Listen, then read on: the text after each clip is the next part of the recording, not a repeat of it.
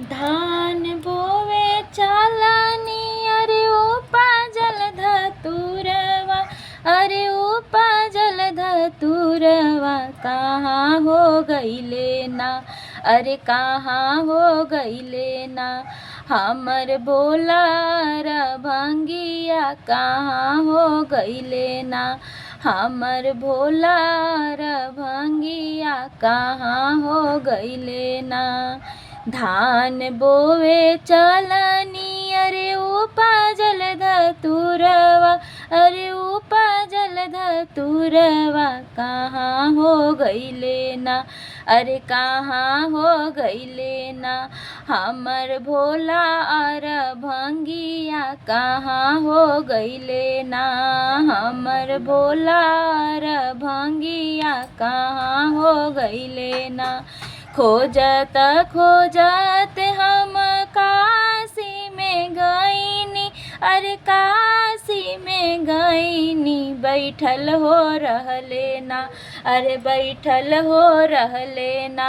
गुरुजी गंगा के किनारवा बैठल हो रहले ना, गुरुजी गंगा के किनारवा बैठल हो रहले ना।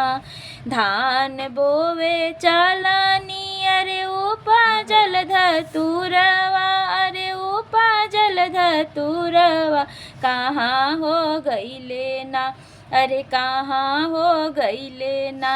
हमर भोलार भंगिया कहाँ हो गइले ना, हमर भोलार भंगिया कहाँ हो गइले ना।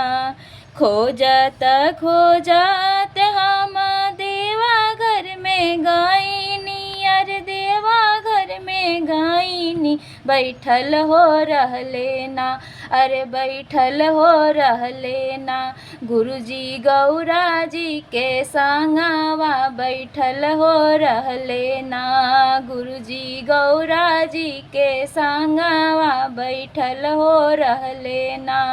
धान बोवे चालानी अरे उपजल धतुरवा, अरे उपजल धतुरवा कहाँ हो गइले ना, अरे कहाँ हो गइले ना।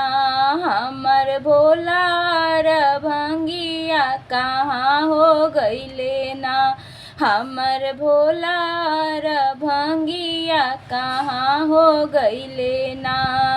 खोजत खोजत हम चरचा में गईनी, अरे चरचा में गईनी बैठल हो रहले ना, अरे बैठल हो रहले ना।